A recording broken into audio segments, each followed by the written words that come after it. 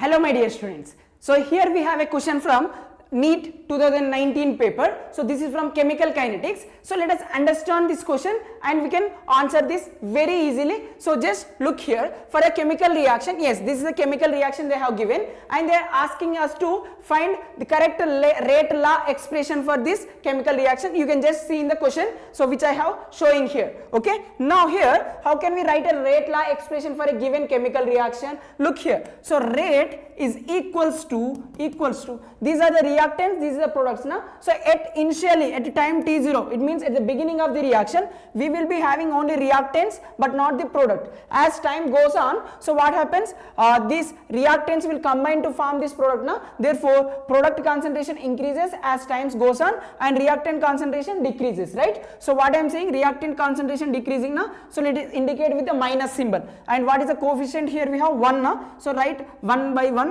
So no need of indicating that. So change in the concentration of N2, square bracket indicates concentration with respect to time. Like this you should write, which is equals to, this is also reactant na, yes, represent with a negative sign, okay. And here we have coefficient 3 na, write it as 1 by 3. So D, change in the concentration of H2 by change in time.